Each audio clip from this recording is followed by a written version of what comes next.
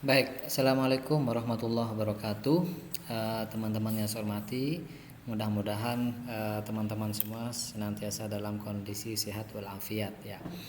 Baik, kemarin kita belajar tentang prinsip-prinsip atau dasar-dasar dari penelitian atau karya ilmiah. Maka ini kita sudah sedikit masuk ke proposal penelitian atau skripsi ya. Pada kesempatan kali ini saya akan menjelaskan beberapa poin-poin penting yang harus ada di dalam penelitian, dan kita akan bahas satu persatu. Kemudian meskipun nanti di akhir ada sedikit penyesuaian dengan dengan panduan penulisan skripsi ya, khususnya di fakultas kita, Fakultas Ilmu Tarbiyah. Tetapi beberapa hal ini penting untuk teman-teman ketahui ya.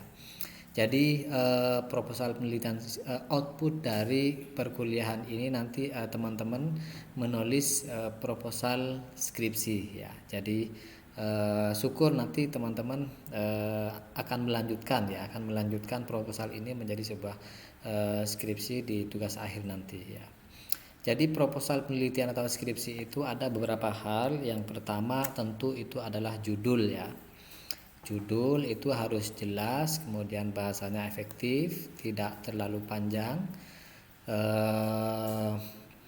Di situ ada pesan ya, ada pesan ada yang memuat inti dari tema yang akan teman-teman kaji ya.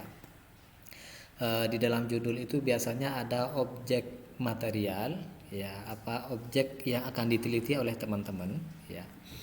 Kemudian ada objek formal atau cara pandang atau perspektif yang teman-teman gunakan di dalam melihat sebuah fenomena atau penelitian gitu ya. Baru setelah itu setelah judul, kemudian latar belakang ya. Latar belakang ini penting karena ini yang akan berisi tentang argumen apa yang kita teliti.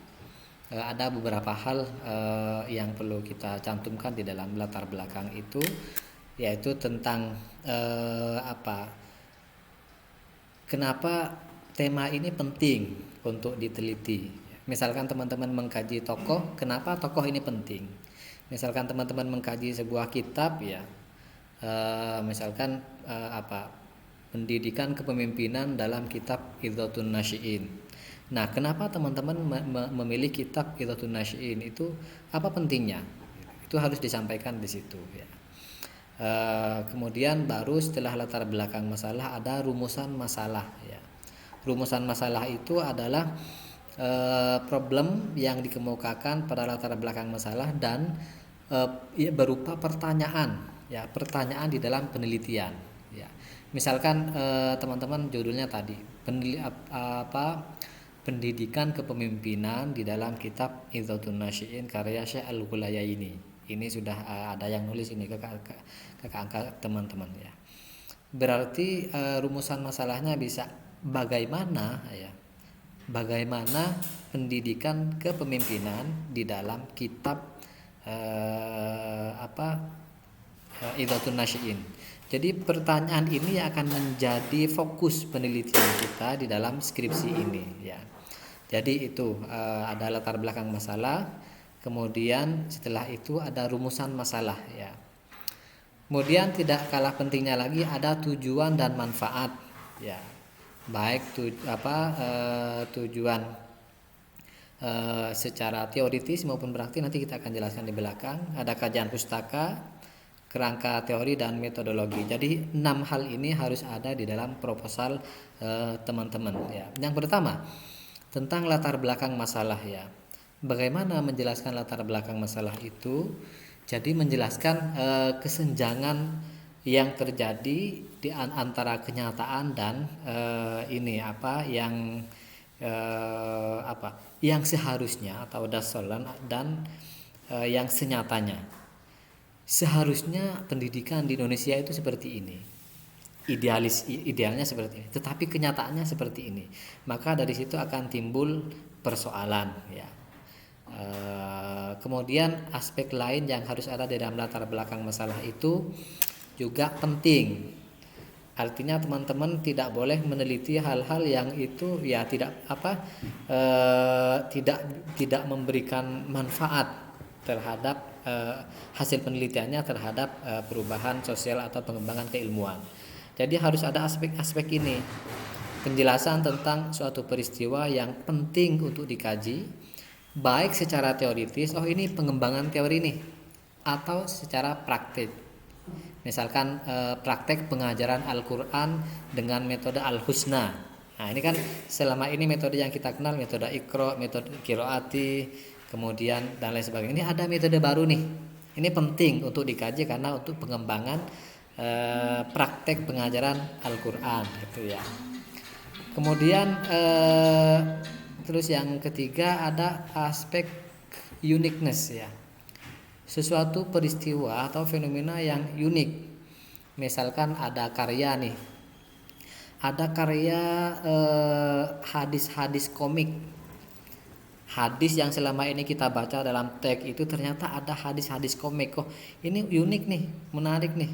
Ada ini ya.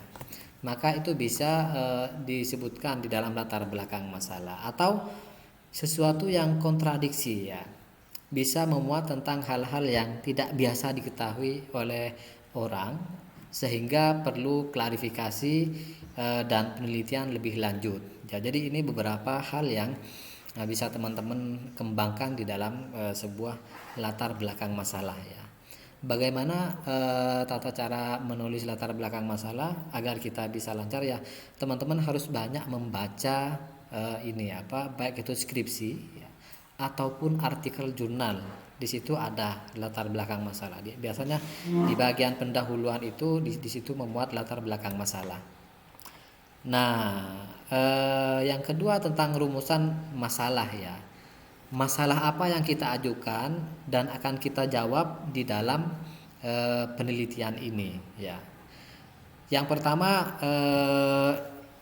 penting untuk kita pertanyakan, untuk kita teliti ya. Rumusan masalah harus mengandung pertanyaan penting dari penelitian, bisa dengan apa ya. Tetapi biasanya untuk pertanyaan apa itu dihindari karena barangkali terlalu sederhana jawabannya. Tetapi yang sering yang disarankan itu bagaimana atau why, mengapa. Jadi itu ya.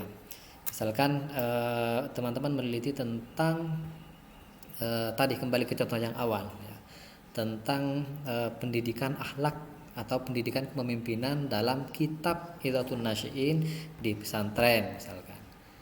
Itu pertanyaannya bagaimana ya, bagaimana konsep kepemimpinan dalam kitab Idhatun Nasyi'in misalkan gitu ya. Kemudian bisa ditambahkan mengapa kitab ini menjadi populer di pesantren-pesantren di seluruh Indonesia misalkan gitu ya. Jadi ada pertanyaan rumusan masalah itu bisa 1, bisa 2 ya, maksimal 3, jangan terlalu banyak ya. 1 itu kalau pertanyaannya cukup mendalam, saya kira itu sudah cukup untuk penelitian skripsi ya. Kemudian faktual dan realistis ya. Rumusan masalah penelitian harus faktual dan realistis sehingga memiliki nilai kebermanfaatan yang dapat dijawab serta diselesaikan. Artinya teman-teman kalau meneliti itu menelitilah sesuatu hal yang itu bisa dijangkau oleh teman-teman ya. Kalau misalkan dalam kondisi pandemi misalkan teman-teman harus meneliti di luring padahal di sekolah tidak mengizinkan, ya itu jangan. Itu namanya tidak realistis. Jadi yang dimaksud realistis itu ada aspek kebermanfaatan di situ. Kemudian dapat dijawab dan dapat diselesaikan. Ini terukur nih penelitiannya nih, bisa saya jangkau dalam waktu rentang beberapa bulan misalkan 3 bulan gitu ya. Itu ya, jadi faktual dan realistis. Kemudian tertata dan relevan, artinya dia menggunakan langkah-langkah teknis ya. Dalam hal ini rumusan masalah juga merupakan suatu batasan penelitian. Jadi ada batasan, tidak seluruhnya mau dijawab, bukan ya. Semakin spesifik rumusan masalah semakin bagus. Kalau pertanyaan itu umum, masih general, itu malah justru kurang bagus untuk penelitian skripsi. Jadi rumusan masalah atau pertanyaan itu semakin spesifik semakin bagus. Jadi tidak melebar kemana-mana. Itu tentang rumusan masalah teman-teman ya. Kemudian ada tujuan. Nah ini yang seringkali teman-teman kebingungan ya. Tujuan dan manfaat secara teoritis dan praktis. Kadang saya melihat di beberapa skripsi angkatan teman-teman itu kadang tumpang tindih ya. Kadang yang di teoritis sama dengan di manfaat praktis. Kadang tidak bisa membedakan mana yang teoritis, mana yang praktis. Kadang campur aduk gitu ya. Saya tegaskan bahwa tujuan dan manfaat secara teoritis itu memberikan kontribusi terhadap pengembangan konsep-konsep dalam keilmuan tadi.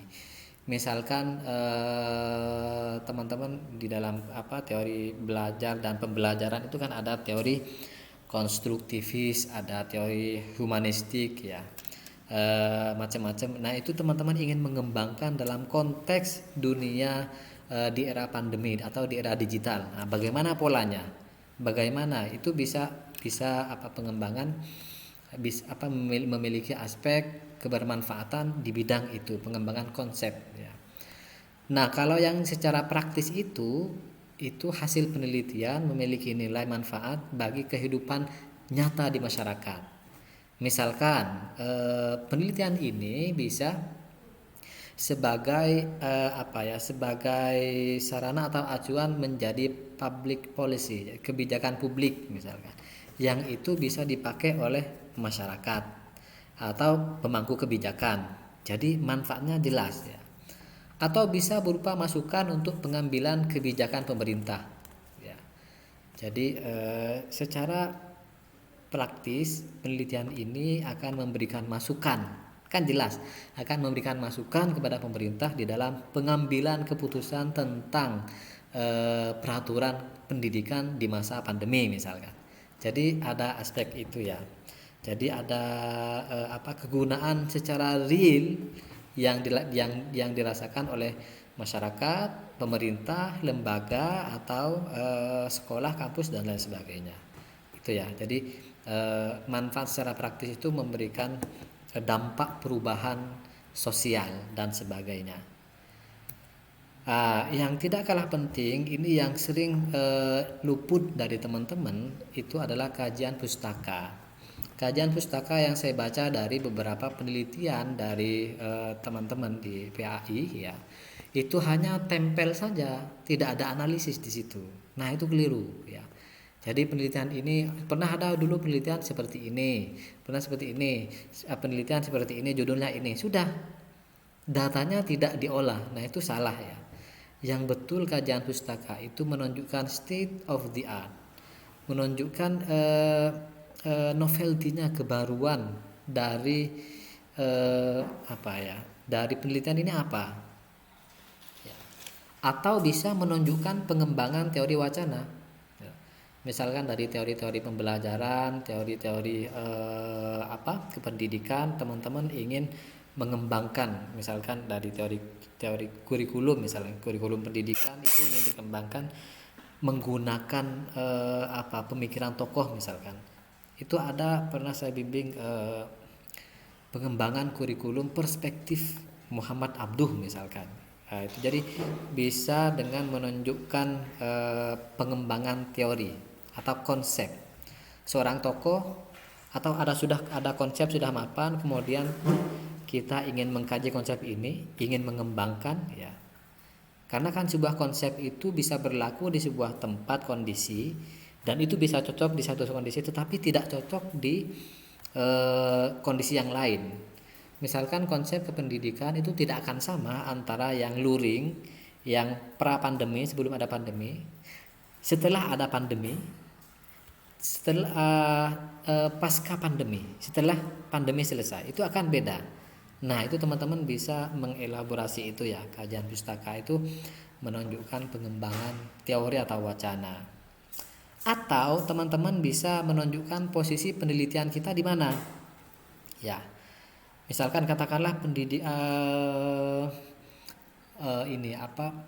pendidikan.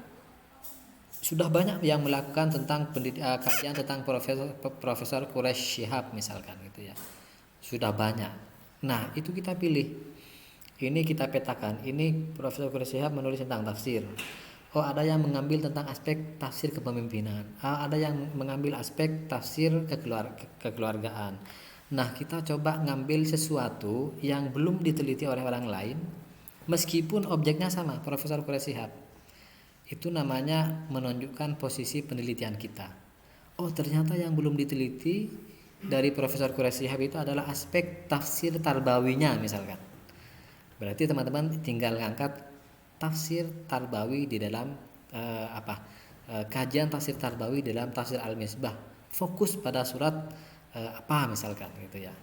Jadi menunjukkan posisi penelitian kita di antara penelitian-penelitian yang lain.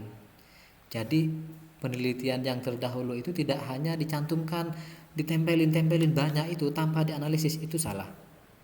Jadi yang betul itu menunjukkan posisi kita di mana di antara penelitian-penelitian yang ada sebelumnya itu ya.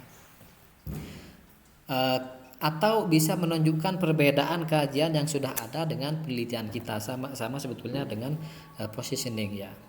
Penelitian A meneliti sekolah ini, sekolah SE misalkan MA MAN 1 Surakarta, aspek pendidikan akhlaknya.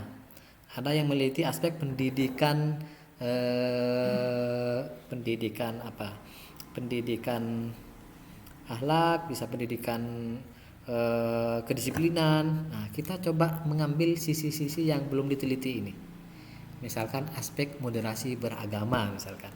Oh, belum pendidikan moderasi beragama di sekolah MAN 1 Surakarta. Itu belum banyak yang mengambil kajian seperti itu ya.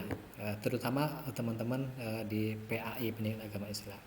Jadi itu tentang kajian pustaka teman-teman, ini harus diperhatikan betul karena saya melihat ada banyak kesalahan-kesalahan dari skripsi-skripsi yang sudah ditulis oleh kakak angkatan jenengan.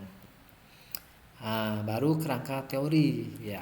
Kerangka teori ini juga banyak yang kurang tepat di dalam menjelaskan tentang kerangka teori ya. Jadi kerangka teori itu nanti teman-teman menjelaskan alat analisa data, menjelaskan teori yang akan digunakan untuk mengungkap penelitian rumusan masalah yang akan diteliti. Jadi ibaratnya teori itu ibarat sebuah pisau. Nah, kita akan di situ ada mangga gitu ya. Kerangka teoritik ini adalah pisaunya. Kita akan menggunakan perspektif apa? Apakah menggunakan teori A, teori B, teori humanistik, teori behavioristik, atau teori-teori yang lainnya di dalam mengungkap rumusan masalah itu ya. Atau bisa menjelaskan rumusan hasil penelitian yang telah mapan ya. Kemudian kita coba mencoba teori yang sudah mapan ini atau hasil penelitian yang sudah mapan ini kita coba terapkan ke dalam kasus yang sedang kita teliti ya. Jadi itu, atau membantu menjelaskan fenomena sosial. Tetapi karena kita penelitian literer ya, jadi kita fokus pada yang pertama dan yang kedua karena kita penelitian kepustakaan gitu ya. Jadi itu teman-teman yang perlu ada dalam proposal penelitian teman-teman ya. Di samping itu juga ada metode penelitian. Ini yang bagian terakhir dari garapan teman-teman ya. Jadi ada jenis penelitian. Jenis penelitian tentu nanti ini jenis penelitian kualitatif, kemudian literer ya. Penelitian kepustakaan. Sumber datanya ada sumber data primer, sumber data sekunder. Kalau teman-teman meneliti kitab Adabul Alim wal Muta'allim, itu sumber primernya ya kitab Adabul Alim wal Muta'allim. Kalau terjemahnya itu berarti dia adalah data sekunder, sumber data sekunder. Kalau tulisan orang tentang Adabul Alim wal Muta'allim itu data sekunder ya. Teknik pengumpulan data, teknik analisis data ini saya kira penting juga untuk difahami oleh teman-teman ya, apakah menggunakan konten analisis ya, apakah menggunakan pendekatan hermeneutika atau dan yang lainnya, itu penting juga untuk kita fahami ketika meneliti penelitian skripsi kita ya. Nah, untuk teman-teman yang di tarbiyah ini kan kita kuliahnya mata kuliah penelitian literer ya. Maka harus mengikuti panduan penulisan skripsi dari Fakultas Ilmu Tarbiyah, dari fakultas kita. Panduannya apa ya di sini ya. Teman-teman silahkan baca di panduan penulisan skripsi. Nanti kalau belum punya nanti saya kirimkan filenya. Jadi pendahuluan ya, tentu satu judul ya. Pendahuluan, latar belakang masalah, penegasan istilah, ini khusus kajian literer. Penegasan istilah ini maksudnya istilah-istilah yang teman-teman gunakan di dalam judul itu dipertegas. Maksudnya apa? Misalkan penerapan metode Al-Husna di pesantren As-Salikiyah. Nah, itu metode itu apa? Kemudian Al-Husna itu apa, itu perlu diperinci di dalam penegasan istilah ini. Identifikasi masalah, pembatasan masalah. Jadi teman-teman nanti urutannya, karena kita mengambil mata kuliah penelitian literer, maka harus disesuaikan dengan panduan penulisan skripsi di FIT. Latar belakang masalah, penegasan istilah, identifikasi masalah, pembatasan masalah. Artinya yang kita teliti itu harus fokus, tidak boleh melebar, baru rumusan masalah. Tujuan penelitian secara teoritik, manfaat penelitian secara teoritik maupun praktik. Nah, di bab 2 itu ada kajian teori, landasan teori ya, atau kerangka teori yang kita bahas tadi ya. Kajian teorinya apa yang digunakan, kemudian kajian penelitian terdahulu, tadi itu kajian pustaka, kerangka berpikir. Kerangka berpikir ini khusus untuk penelitian lapangan, kita tidak pakai ini, tetapi kita pakai kerangka teoritik. Ini khusus untuk penelitian literer ya. Hipotesis itu pun jika ada. Baru yang bab ketiga metodologi penelitian. Jadi teman-teman nanti tolong proposalnya disesuaikan dengan panduan penulisan skripsi di FIT ya. Metodologi penelitian ini tentu yang ini yang kita ikuti ini kan yang paling atas, ini kan penelitian kualitatif lapangan. Nah, yang kita pakai penelitian literer ini ketika menjelaskan metodologi penelitian. Jadi jenis penelitian apa, data dan sumber data, teknik pengumpulan data, teknik keabsahan data, dan teknik analisis data. Ini yang harus dicantumkan atau dibahas di dalam proposal teman-teman nanti ketika menggarap tugas proposal gitu ya. Baik, terima kasih atas perhatiannya. Hanya ini yang bisa saya sampaikan, mudah-mudahan bermanfaat. Silahkan nanti kita akan perdalam diskusi ini di grup WA. Terima kasih. Wallahul muwaffiq ila aqwamit thoriq. Wassalamualaikum warahmatullahi wabarakatuh.